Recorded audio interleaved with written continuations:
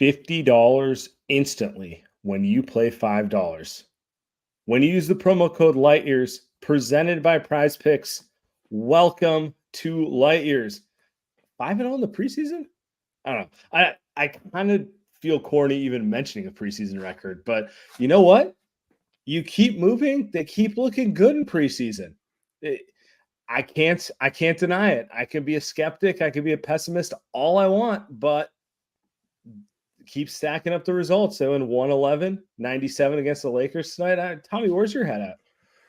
Sam, first of all, it's great to be back on with you. But look, undefeated in the preseason and one more preseason game. The last time they went undefeated in the preseason, I think we know how the season. Stop it. Stop. I think we know how the season ended. So no, man, I'm feeling good. I don't want to say the vibes are immaculate, but they're inching towards it. You know, like this team is clearly having fun. They're clearly enjoying playing with each other, and they seem to be gelling pretty well. And they just have a lot of good players. So, you know, you're missing two of your best guards tonight and you still put up a performance like that. So it's very encouraging stuff so far. It does feel like a no agenda team right now. And we'll see how that holds up, because like my number one take on this team is like, man, they got like a 13-man rotation. And can they really do that in the regular season? I know injuries will happen and, you know, 13 turns into 10, 11 most nights. But when they get in the regular season, are the vibes this comfortable with guys getting DNPs, or do egos come out? But that's like the biggest thing. Like they look like a team who does not care who gets it going on any given night. You know, could be Kuminga, could be Moody, could be Wiggins, could obviously Steph's going to do his thing, but they feel very just like, hey, we're just out here to play, and you know, we'll feed the hot hand and we're going to ride that. And don't forget Buddy, man. He's shooting the crap out of the ball right now. I mean, he looks great. And I think his defensive effort, I knew he was going to shoot well. He's playing super hard defensively, but I think what that says overall is all these guys are bought in right now. You know, you watch Buddy in certain contexts on certain teams, he's not playing that hard. But right now, Steve and the staff have all these guys playing super, super hard. They all seem to be bought in. And that's all you're really looking for in preseason. Are they trying to play together? Are they trying to execute? And are they playing hard? And right now they're checking all those boxes. Now, eventually, you know, you need some talent to get some things done deeper in the season, but it's too early to talk about any of that. So right now, like I said, it's all encouraging stuff. And I'm enjoying watching this team play. I think I said that earlier. That's a big one, man. That's the big one. The last two seasons have just been so miserable. They felt like such a slog. Everything has been such a battle. But right now, through 5 preseason games, I'm just enjoying the experience of honestly watching a new group and watching these guys gel together. It's really fun so far. We'll see if that sticks. But for now, I'm enjoying all of it. Kerr's used a different lineup every preseason game, which I endorse. I do. It's the time to experiment with it, you know.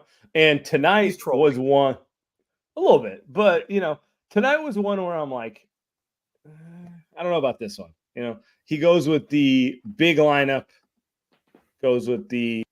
Let's get the mic better there. Okay, he goes with the Steph Curry, Andrew Wiggins at the 2. I don't think Wiggins played the 2 since his rookie year in Minnesota. Kuminga at the 3, Draymond and Trayce. Obviously, the vision on paper makes sense. It's athletic. It has positional size across the board, which is something this team has not had for years. But on the flip side, you're just like, there's only one guy there who can really dribble the ball and no off-ball movement, anything. And you know what? Like, I'm pessimistic that lineup will work, but I can't say like tonight that it was negative or anything. I think they held their own in the minutes, and you know, they did enough where it wasn't a disaster. I kind of like it, man. I kind of like it. And I think some of it is just PTSD from the last couple of years of having to play so small all the time. So it's just like, hey, we actually have a team who can defend at every position, you know, at least reasonably. We can get more into individual defense later, but at least there's some reasonable size across the board. And I'm not freaking out every time the other team shoots the ball because I don't know if we're going to get a rebound. Like most of the time when a shot went up tonight, I felt confident that we had a chance to secure the rebound. So some of it's just reactive to the last couple of seasons, but you know, I don't know if you can start that lineup 82 times a year, but against a team like the Lakers, where they're not super, super dynamic in terms of ball handlers, and they're kind of slower, I do think it's a lineup that can work. So I think it really is going to be a mix and match thing all season, which says a lot about the team in general. But I do like the way that it looked tonight. And if we're looking there, the only minus is in the starting lineup is Draymond, and we know over the course of the season that's not going to last. So I don't know, man. Like, do I think it's functional long term? I hesitate to say that, but at the same time, I like the early returns. And this is a group that probably didn't play together at all last year. These 5 exact guys, they probably didn't play together more than 5-10 minutes last year. No, and like, to your point, that is kind of this roster. This is not a lineup you play every night. This is not a lineup you would play against OKC, for example. Like, OKC plays smaller, quicker ball handlers everywhere. It's probably not going to work against a team like that. But the Lakers, slower, not really worried about like getting broken down by guards the way you might with like OKC, for example. You can play a little bigger that way. And the real, I don't want to call it a question, but like, the real test for this team is, are they going to be bought into, this is the lineup against the Lakers, but Friday, well, ironically, Friday they're playing Lakers, but theoretically, Friday they're playing like Chicago or New Orleans or whatever, and you make 3 lineup changes. Is everyone just with the picture that way? Is everyone cool with it? Is everyone cool with essentially being a 22-minute per game guy? Because that's kind of the roster they've built, where it's like some nights it's a Moses Moody night, some nights it's a Jonathan Kuminga night, some nights it's a Trayce Jackson Davis night. It's one of those things that, like, I made the joke, Farron Zaidi, who got let go by the Giants for his like platoon heavy stuff. Like, it's logical. It makes sense. It also is devoid of human emotion and how people actually think. So can they actually do this big picture over 82? Is everyone going to be cool with this type of thing? Or, is this a function of preseason where Steph's only playing 20 some minutes anyway, and everyone's getting run, and it's kind of, it's preseason, I think the majority of the roster would be good with it. Now, do I think Jonathan Kuminga, maybe even Moses Moody, who are both up for extension soon or are extension eligible right now, and then in the summer will be going into restricted free agency if they don't get one, are they okay with it? Probably not. But that's on the coaching staff to manage if this is the roster they're given, or it's up to the front office to make some changes. But I do think in general, like, Kyle Henderson's not going to be mad at that. I don't think Trayce cares. I don't think Kevon cares. Like all the other role guys, I don't think that they don't care. Yeah. No, they don't care. Like, as long as if the season goes the way we want it to, then I think all those guys are going to be, they'll either be with the Warriors till they'll have a nice contract somewhere else. So the majority of the roster, no, I don't think they care. But we're getting articles about Kuminga's looking for a max extension. Like, is he okay with that? Definitely not. So the majority of the roster would be, but maybe one of your most important players isn't, which can affect the season. We saw it happen last year. Kuminga felt the need to go to Shams halfway through last year, and the pressure is only going to rise as this year goes on, especially if he doesn't get a deal done. So there's a lot to sift through there, but that is what the roster is right now. It's going to be mix and match, depending on the night, depending on the matchup, and we'll just have to go from there, and we'll see if everybody can handle that. Yeah. That's kind of where I'm at with it too. Like, cautiously optimistic. It does feel like everyone's a little bought in at this point. And you know what? Look, man, don't lose games. And everyone feels a little shine. Like, everyone's scoring 10 points. It really does feel like a CYO team in some ways. But we'll see. We'll see how it plays out the whole way. Let's talk some specifics with some players here. Moses Moody to me was by far the biggest standout in this. And has he been the biggest standout in preseason? I think unequivocally he has been. He's been incredible. Obviously, he's shooting the ball amazing, but I think that comes from a general sense of confidence that he has with his game. He's talked about a little bit when he's talked to the press about how much work he put in this summer and how, I think for him, he was like, yeah, I've been frustrated with being yo-yoed in his own way. He said he's been frustrated with being yo-yoed in and out of the rotation. And I think he's incredibly motivated, and there's obviously money on the table for him to go get. That's as big of a motivator as anything.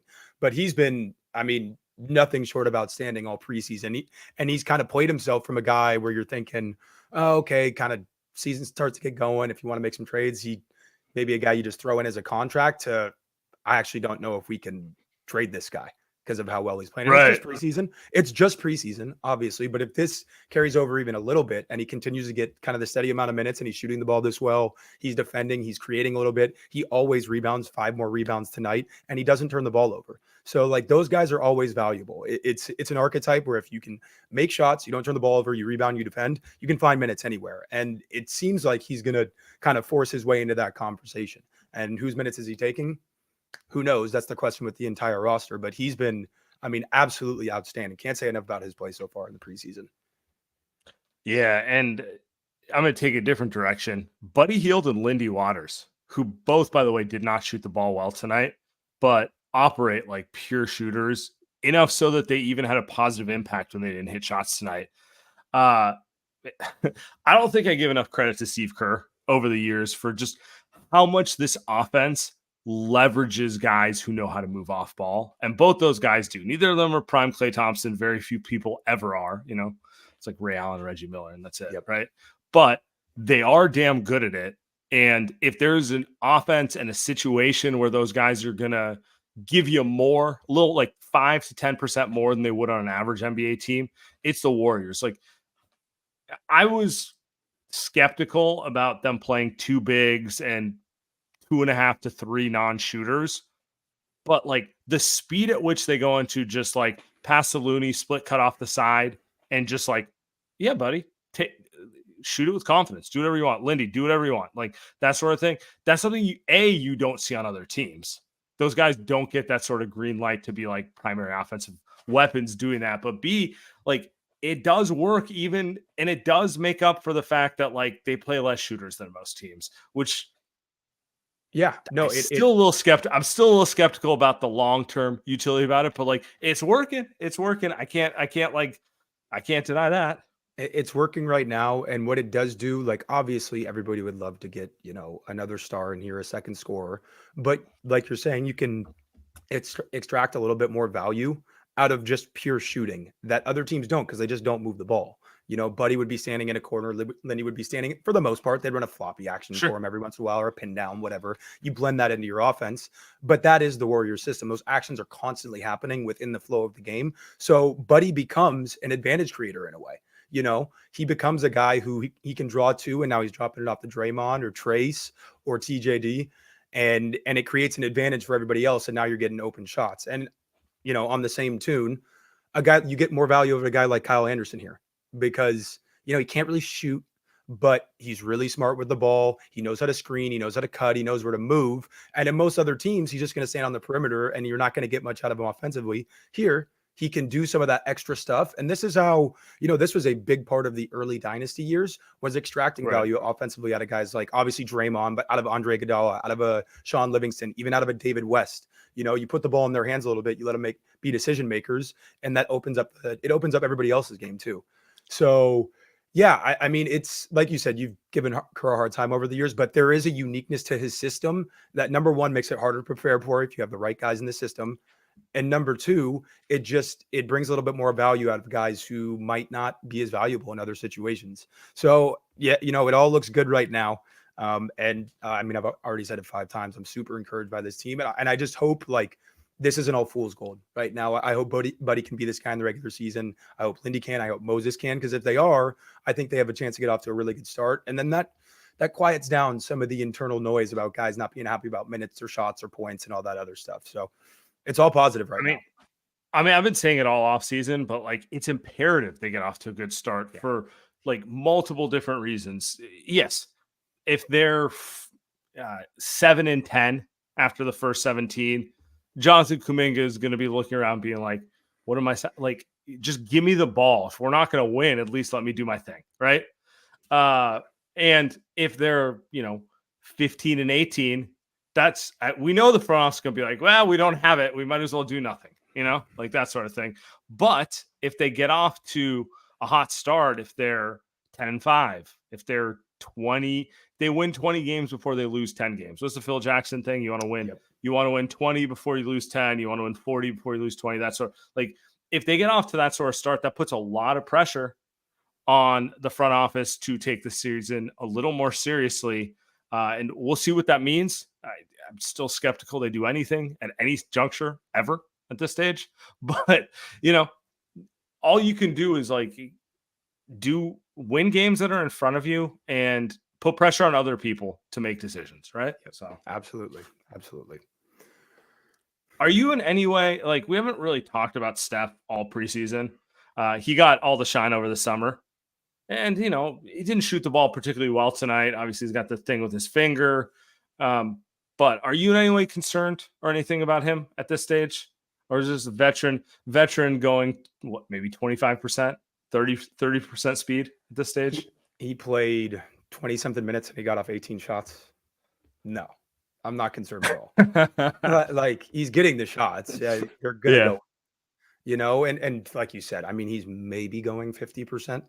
I mean, he doesn't really look like he wants to be out there. And half the time when he catches it and he's open, it almost doesn't look like he wants to shoot, but he knows he kind of has to. So guys get used to playing with him. I mean, I thought he gave better effort than LeBron tonight. That's not saying much, but same mentality though. Oh, absolutely. They're both like, wake me up in a week. Yeah. I mean, they're both in their late 30s and LeBron's about to be 40. So yeah, I mean, I don't blame either one of them for not going hard in preseason, but no, I have no concerns over Steph. And I think actually Draymond's looked pretty good too, for the most part. I think physically he looks ready to go. I think he looks spry. I think he's enjoying not playing the 5 full time.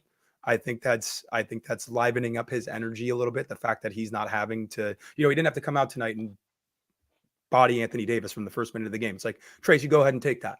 And Draymond was able to make some nice plays on the backside because of that. So I think they both look good. And obviously, if those guys aren't who they've been the past 10 years, none of this even matters. But as of right now, I don't have any concerns over either one of them being who they've always been. So, but yeah, I mean, there's just not much to say on Steph. It's year 16. It's the preseason. What is there to really say? Talk to me. I'm 5-10 games into the season, and we can check back in on this.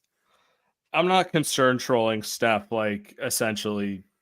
I've got that covered for the whole podcast, man. I've done enough of that over the past 5 years. Exactly. It's like, what is this? Kind of like just a high intensity workout for him at this stage. Like that's kind of how he's taking it right now. Keeping his cardio up. Yeah, exactly. All right, guys. I want to tell you about Prize Picks real quick. Prize Picks is the best place to get real money sports action with over 10 million members and billions of dollars award and winnings. Prize Picks is made daily fantasy sports accessible for all. You just pick more or less on 2 players for a shot to win up to 100x your cash. Run your game all season long. You can now win 100x your money on Prize Picks with as little as 4 correct picks. Number 1, never do my baseball picks because that did not work out for anyone last Friday night. But you know what? We had fun playing it. So who's the real loser in that whole thing? All right. Prize Picks is the West Bay to get in on the action in over 30 states, including California, Florida, Georgia, and Texas. Sign up today and get $50 instantly when you play $5. You don't even need to win to receive the $50 bonus. It's guaranteed. So that's it, guys. Download the app, use the promo code LIGHTYEARS, and get $50 instantly when you play with your first $5 deposit. Prize Picks. Run your game.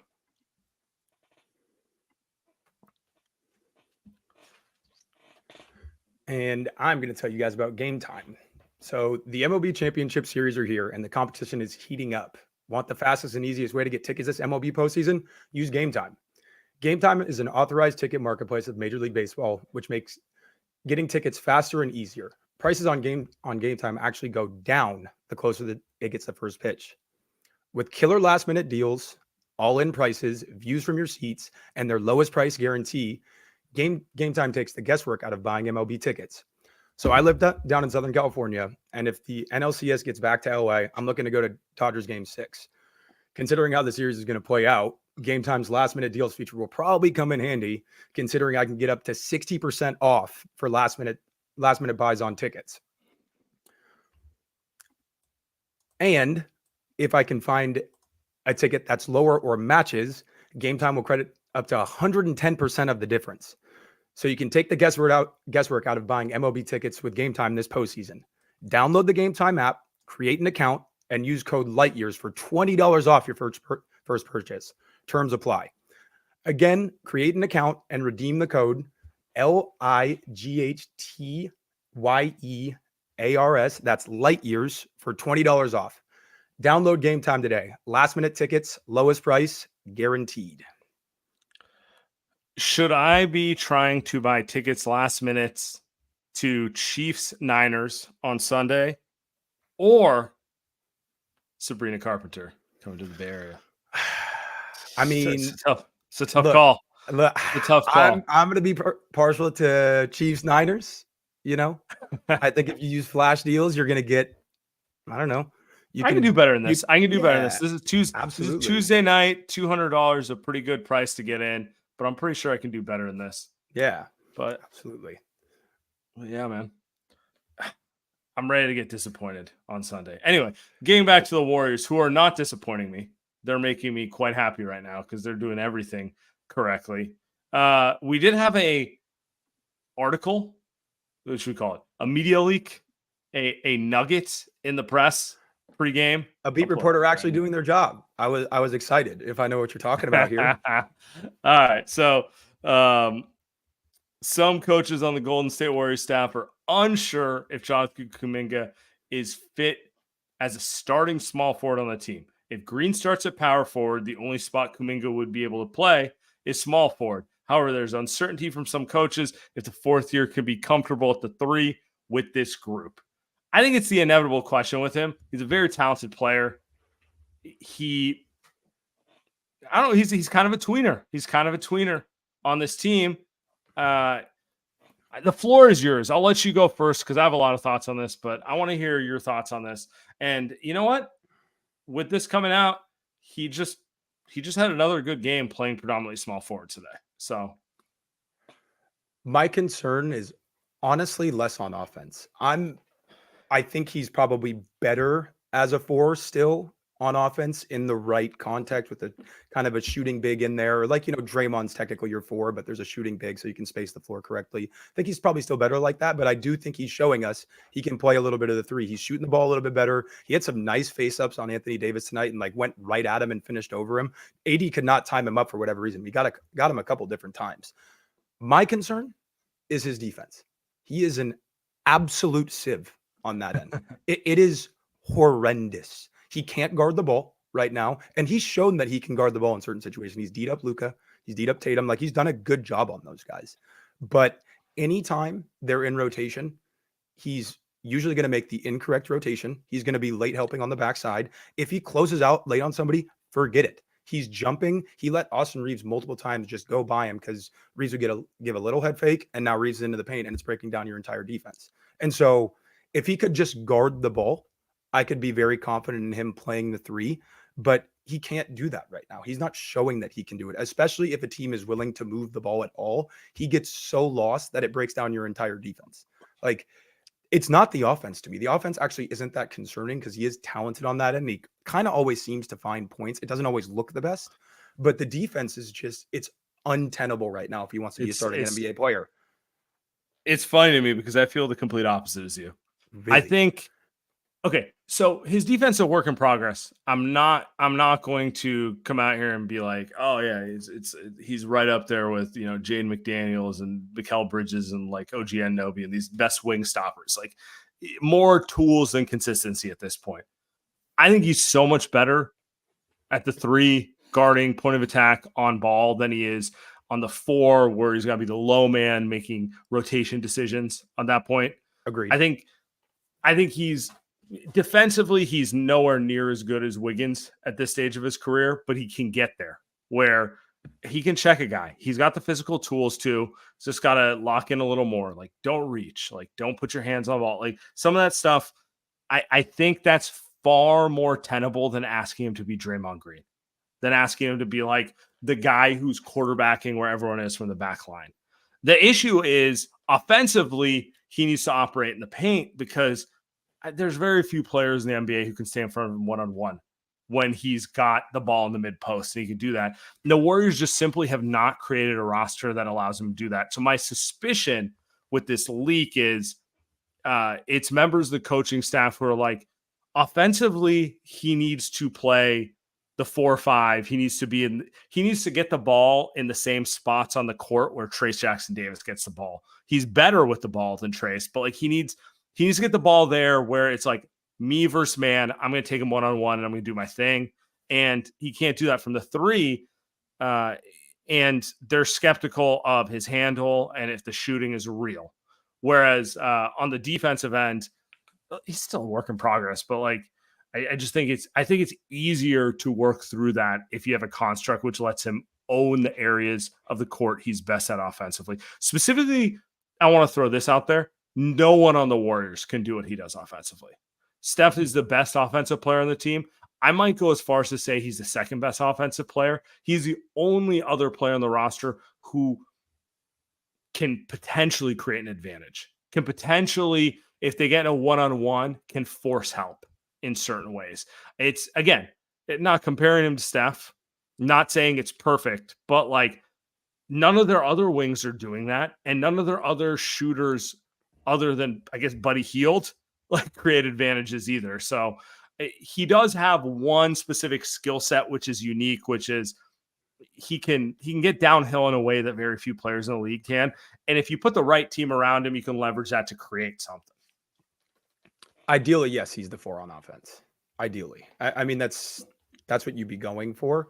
But are our minds warped a little bit because Looney has just been the 5 for so long? Like, I don't think it looked great offensively tonight with that first group, but just even having a guy who can like Trayce, who can actually just like catch a lob or finish a dunk without having 5 seconds of load up time. And look, I love Loon. Yeah, there's nothing against Loon. It is what it is with the injuries and all this stuff that he's had to deal with. Sure. But you know, there was a couple times where Kuminga didn't get in the paint, a nice drop off to Trayce, and just there is a little bit more spacing just by having a guy who can catch lobs. So ideally, do I want him playing the 3 offensively? No, of course not. I'd rather have him functioning as a 4, even if there's 2 taller guys out there with like a Draymond and a stretch big. But I do think it's workable if you have at least a lob catching center. But it's the whole issue with the roster. Right. I mean, we can talk about it until we're blue in the face. I'm trying not to. I know. I'm trying not to. Like everyone knows how I feel about it. So, but it's like until it's addressed, it's going to affect their season. Like they keep saying all these things about how much they believe in Kuminga and how much, you know, they want him to be here long term, this and that. Well, then show it. Like do something that's going to make him actually look good. So if you do pay him a lot of money, it makes sense. Because right now, if they were to pay him a lot of money on this roster, it doesn't make sense. Well, I just think of the Celtics with Jaylen Brown. They made it so they had a roster with Kyrie, Gordon Hayward, who was still an all-star at the time, Al Horford, and then obviously they had Tatum and Jaylen Brown. They went through their own version of 2 timelines. They made a decision that the Jays were their guys. That's what they did. And they built a roster to accentuate those guys' skills. And like, look, Jaylen Brown's a finals MVP. Are you saying just trade Steph and Draymond? No, that's not what I'm saying. I'm saying they go out there and they're like, they prioritize getting floor spacing bigs because Jaylen Brown, his handles, you know, it's better, but like no one's going to mistake him for Shai Gilgeous-Alexander or anything, you know, but he's an athletic freak and he's very determined to get to the rim. So you get him in space. No one's staying in front of him, you know? So they built a roster to kind of accentuate the things that he does. Whereas the Warriors, it just feels like they're always kicking the ball down the road. Like they kick the can down the road, no conviction around Kuminga. Oh, we like him, but we're not going to trade players to make him to like fully commit to building around him. And so, maybe that's frustrating for me. Yeah. We've been begging them to do the same things for years. Like, it's like, just pick something.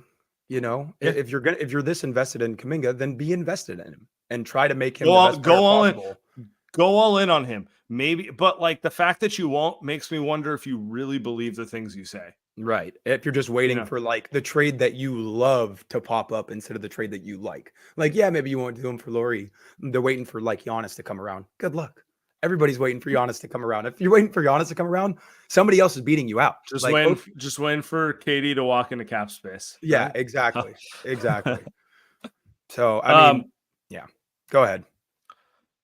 We got a little Steve Kerr quote here. I'm going to play it for you real quick. It's on Moses Moody.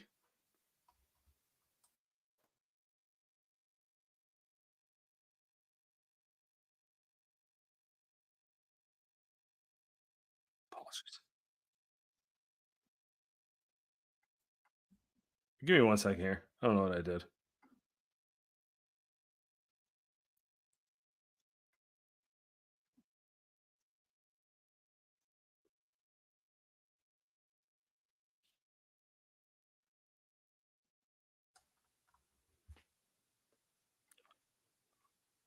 Technical difficulties. Yes, we're having some technical difficulties. We're going to give it one more try here. Okay. I think I'm having an audio issue.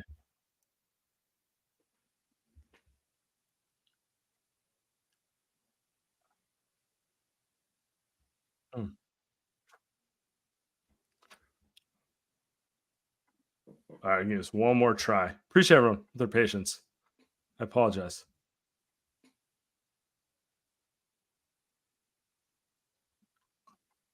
Wow. Okay, maybe we are having technical difficulties. Maybe we'll leave it at that. Steve Kerr on Moses Moody. He's going to play a big role for us, but so are a lot of guys. We're sitting in that coach's room every day saying, how are we going to play all these guys?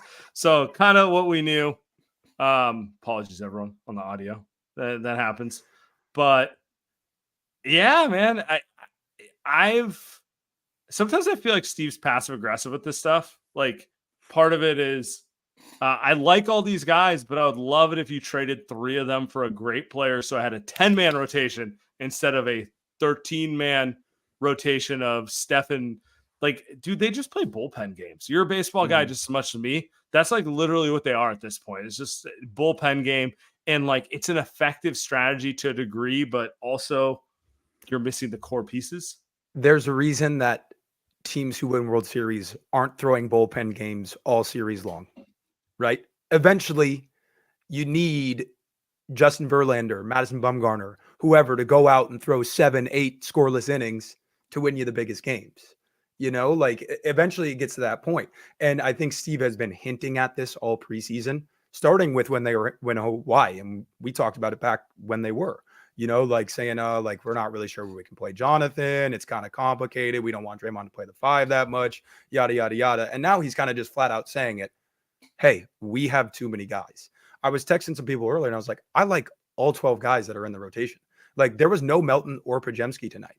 And I still liked everybody that we played. Like there was never a guy on the floor I'm like, oh, get him out. You know, he can't play. He's not an NBA player, which has been an issue in years prior. All these guys can play, but hey, no Anthony Lamb slander. Yeah. What a time. What a time to be alive. But no, I mean, he's at this point, he's flat out saying, hey, we don't have minutes for all of these guys. So essentially somebody's going to get frustrated and you're going to create problems for me because you guys are unwilling to make tough decisions at the end of the day. Right. I mean, am I interpreting this wrong? Because that's my read on it. That was my first thought was he is telling the front office, we got to do something. I don't know what it is, but we have to do something. Yeah. And I mean, maybe he's playing the good soldier. Like sure. This is a Steve Kerr roster. I think most of these guys are like, look, man, they show up, they'll do whatever he says. They work hard. They're good teammates. Kyle Anderson has screamed warrior player for a decade. Buddy Hield, great. D'Anthony Melton, like everyone wants D'Anthony Melton on their roster. Yeah. The young, like Moses Moody, I think 99% of the reason the fan base has a soft spot for him is because he kind of got the short end of the stick and he just acted way more mature than anyone his age should act. So like you root for him. You root for all of them. It's just it's a numbers game at a certain point. And to your point, it's when are we going to consolidate some of this? Go get that, you know, B to Steph's A, and then everything makes sense. So, right. Yeah, maybe he's playing some games. He is a Phil Jackson guy. He is a Phil Jackson protege. I wouldn't be surprised if Steve's just kind of throwing this out there. It's been consistent enough for me in these past couple of weeks to think that it's not just coincidence, all of it, right? Like there is some type of messaging going on. Now, what he wants exactly, anyone's to guess. Like, I don't know if he's even hinting necessarily at any type of move, but I do think he's saying we already have some issues with how much we're going to play these guys. Like when Melton and Pajemski are healthy, how many minutes does he have for Moody? How many minutes does he have for Gary? You know, you're essentially going to have to choose between probably one of those 2 last guys, Moses or Gary. And knowing Steve, he's going to want to pick Gary because Gary's just a Steve guy and he's trusted him because he's been in the biggest moments and the brightest lights. He's also like, look, man, he's also really fucking good if he's physically right. Like, absolutely. As much as it's easy to be like, you should play the younger guy, it's like the younger guy doesn't do the things that GP2 does when he's healthy. Yeah. So yeah. Exactly. No, I mean, GP doesn't quite have the same bounce. Like he's definitely not as athletic as he was a couple years ago. Injuries do that. It sucks. But I mean, he was getting a lot of deflections against the Pistons. He looked good again tonight. Like he looks really good too. And so it is a real issue for the coaching staff right now making these decisions. And somebody's going to get caught in essentially in the crossfire here. And I'm going to feel bad for whoever does, because all these guys are legitimately deserving of minutes right now. Like I can't pick out one guy in the preseason where I'm like, that guy shouldn't play. Like just based on their play. That is kind of the fun thing about this preseason. There's no one where we're just like, what the fuck? Why is he on the floor? Like everyone's been a positive in some capacity to date. Absolutely. No, I couldn't agree more. So tough decisions coming down the road, but hopefully they can just win games at the start of the year and quiet all that madness. I got a question for you. So Steve said Friday's a dress rehearsal. Every coach says that for the last preseason game. Oh, wow. You're just talking to no one right now. This is awesome. All right, Tommy. Friday's a dress rehearsal. What's his starting lineup? I think I'm going to go Steph, Dre, Melton if he's healthy. This is where it gets tough. I want to say he goes Trayce, and I cannot pick between Wiggins and Kuminga because he's been pumping up Wiggins all preseason, but JK hasn't looked. I mean, he's looked pretty solid for the most part. So I would guess he goes Wiggins. He just goes with the veteran and bite a bullet on that. But I know Kuminga's not going to be happy about that if he knows it's a dress rehearsal. So I have zero. Like usually I can get a feel for what Steve's doing. I really have no feel this time. I truly don't. I usually know which way he's going to lean. I have zero idea what he's going to do with this starting lineup because there's just so many good options. No great ones. There's good ones. I'm going small. I think he's going to throw a curveball to everyone. And I think he's going to go Steph, Melton, which, like, come on, we all know this. That's the starting backcourt, if healthy. Yep. Wiggins, Kuminga, and Draymond. I think he's going to do that. And I think he'll put a pointed message to the front office, be like, this is my best five. You want me to play bigger? Get me better, bigger players. Figure something out. But also, that is his best lineup. So, actually, to be fair, chat's throwing Moody in there. They might be right. I'm not convinced that Moody's not in their best 5-man lineup. It's hard to say, man. They got a lot of good players. They got a lot of good options. It's hard to tell what the best option is. The thing is, I wouldn't say that's their best five. Like the small five that you named, I wouldn't say that's their best five. At least not in terms of a lineup. It might be their best five players. I think people could argue that, but I don't know. But that doesn't mean it's your best lineup. And that's, once again, we're talking in circles here at this point, but that's the complication with the entire roster.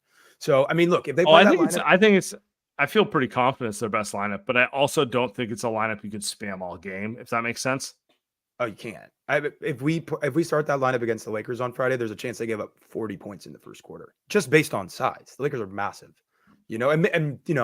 or it could look great, but there's a chance that they just get absolutely mauled on the glass and we're kind of looking like what the heck just happened. So yeah, I just do not. And I know the numbers are good on it or they have been good in certain instances with Wiggins, Kuminga, and Draymond as the starting front court. Like it has had a positive net rating over certain periods of time. I just don't like the look of it. I just don't like the way it looks. They're too small. They don't rebound. Like it just creates too many other issues, despite probably being your best offensive lineup. I don't know, man. They win a lot of games when they go with that lineup. I think I get what you're saying, but they're 28-14 to close the season when they went to that lineup. A lot of good things to go. Like ultimately, I'm going to end with this Steve Kerr quote, which I tried to play earlier, and apologies, everyone. I think our depth is the strength of our team. Obviously, Steph and Draymond are the linchpins, but our depth is, to me, what gives us an edge. Probably most nights. Haven't seen everybody around the league yet, but I know this is a really deep team. And I think that's where we land. I think we ended with this. This is, short of them trading for Lauri Markkanen out of the blue on Friday, It won't be Woj it won't be Woj who tells us. Yes, I know, but it won't be Woj who tells us R.I.P. Woj. But it's gonna be Steph, Draymond, and a mix and match year, and I don't know. If nothing else, it's different. We'll see. We'll see how it goes. I would not be surprised if they won a ton of games this way. It is the bullpen. They are the bullpen game team at this point. That's who they are. If Steph and Draymond are still Steph and Draymond and they're healthy, they can take this team to 50 wins. They've done it before with rosters like this, or at least they've played at 50 win pace with when they're healthy with a roster like this. But I mean, it comes back to the old adage, if you have two quarterbacks, you don't have a quarterback essentially, right? Like if you got a quarterback competition for the most part, it means you really don't like either guy that much. That's kind of the position they're in right now with all these different iterations of the starting lineup. Like if you have so many lineups that you like a lot, but you don't have one that you love, it kind of says more about your team than anything else, and that's where they're stuck. They're stuck is I think they're a good team. I truly do. I think this is a team where if they stay healthy, even with just this roster, they could definitely sneak into the back half of the playoff seeding, like a 6-5 seed if everything goes right. But is the ceiling much higher than that? I don't know. Maybe. We'll see.